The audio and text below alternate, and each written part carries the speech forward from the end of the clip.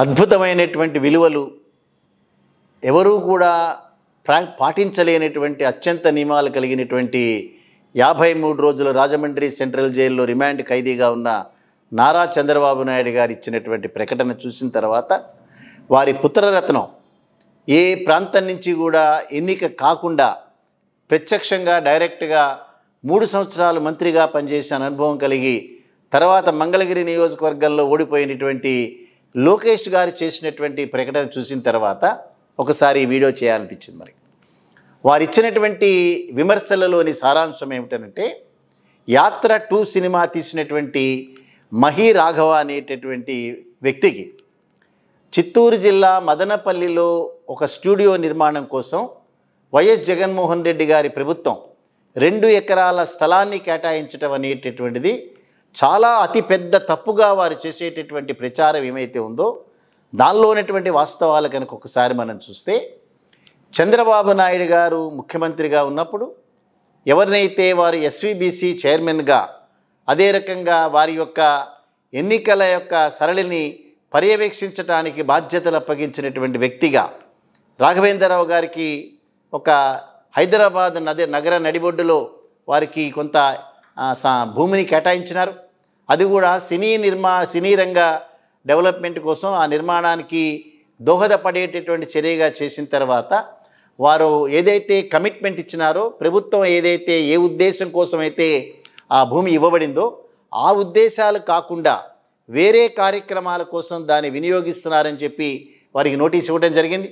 అంటే వాణిజ్య భవన సముదాయాలు అక్కడ నిర్మించడమే కాకుండా ఆదాయాన్ని పెంచుకునేటటువంటి రూపంలో ప్రభుత్వం ఇచ్చినటువంటి స్థలాల్ని ఉపయోగిస్తున్నప్పుడు దాన్ని వెనక్కి ఎందుకు తీసుకోకూడదు అనేటటువంటి నోటీసులు వారికి ఇచ్చారు. అదే రకంగా అనేక మందికి చంద్రబాబు నాయుడు గారి సమయంలో భూములు కేటాయించడమే కాకుండా అమరావతిలో అనేక మందికి వారి కేటాయింపులు ఏవైతే చేసినారో ఇవన్నీ ప్రజల దృష్టిలో ఇప్పటికి కూడా చాలా ప్రత్యక్షంగా మెదులుతూనే ఉన్నాయి. అసలు ఈ భూముల కేటాయింపు అనేటటువంటిది జగన్మోహన్ రెడ్డి గారి సమయంలోనే జరిగిందా? చంద్రబాబు నాయుడు గారి తెలివితేటలు ఎప్పుడూ కూడా తను చేసిన పనిని ఏ రకంగా కూడా బయటికి చెప్పకుండా, తను చేసిన పనిని ఇంకొకళ్ళు కనుక చేసినప్పుడు తను చేస్తే సంసారం, ఇంకొకళ్ళు చేస్తే ఇంకొక కార్యక్రమం అనేటటువంటి రీతిలో వారి యొక్క విమర్శ ఉండటం మనం చూసాం. అక్కినేని నాగేశ్వరరావు గారు చెన్నై నగరాన్ని నుంచి హైదరాబాద్ నగరానికి రావాలని చెప్పి నిర్ణయం తీసుకున్నప్పుడు అప్పుడు చెన్నారెడ్డి గారు ముఖ్యమంత్రిగా ఉన్న సమయంలో వారికి జూబ్లీ హిల్స్ ప్రాంతంలో భూమిని కేటాయించడం జరిగింది స్టూడియో నిర్మాణం కోసం. అదే రకంగా ఎన్టీ రామారావు గారికి అప్పుడున్నటువంటి ప్రభుత్వం రామకృష్ణ స్టూడియోస్ నిర్మించడం కోసం ముషిరాబాద్లో వారికి భూమి కేటాయింపు చేయడం జరిగింది. ఇవన్నీ కూడా చరిత్రలో సాక్ష్యాలు. అనేక మందికి వారు పనిచేస్తున్నటువంటి రంగంలో వారి యొక్క కాంట్రిబ్యూషన్కి గుర్తింపుగా తర్వాత వారు చేసేటటువంటి డెవలప్మెంట్ని ఎక్నాలెడ్జ్ చేస్తూ ప్రభుత్వాలు కొంత రాయితీల్లో భూమిని ఇవ్వటం అనేది ఎప్పటి నుంచో జరుగుతూ వస్తున్న కార్యక్రమం. కేసీఆర్ గారి సమయంలో డైరెక్టర్ శంకర్ అనేటటువంటి వ్యక్తి తెలంగాణ రాష్ట్ర ప్రయోజనాల్ని కాపాడుతూ అనేక రకాలైనటువంటి సినిమాలు తీయటమే కాకుండా తెలంగాణ మూమెంట్ని చాలా ప్రత్యక్షంగా చూపించినటువంటి వ్యక్తిగా తెలంగాణ రాష్ట్రం ఏర్పడిన తర్వాత కేసీఆర్ గారు వారికి కోకాపేట ప్రాంతాల్లో భూములు కేటాయించినారు.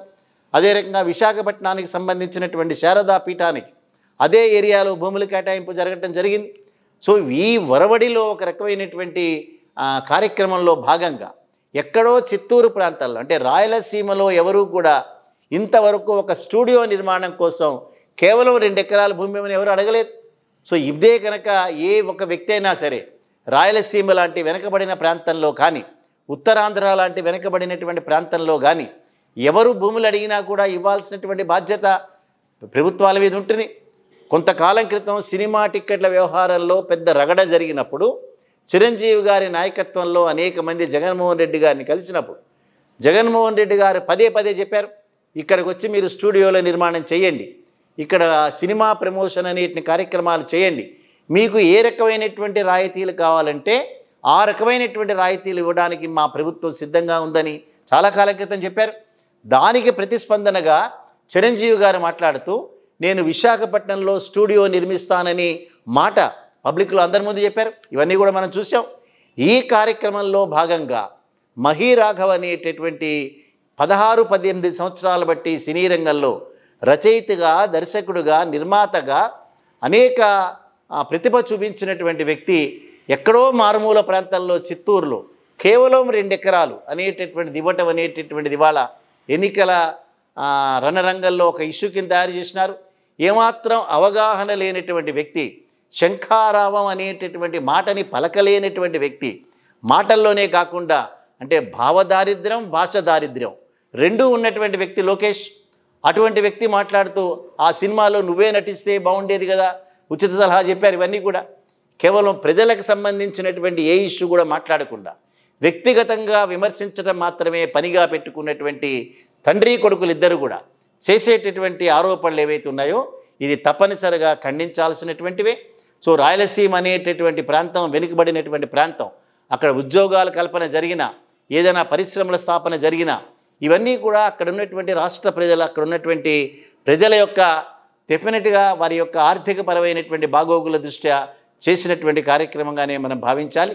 అంచేత మహీ రాఘవకి ఇచ్చినటువంటి 2 ఎకరాల స్థలాన్ని ఎన్నికల సమయంలో ఒక ఇష్యూ కింద దాన్ని తయారు చేసి ప్రజల దృష్టిని ఆకర్షించాలని వీరు చేసేటటువంటి ప్రయత్నం ఏదైతే ఉందో తప్పనిసరిగా ఖండించాల్సింది.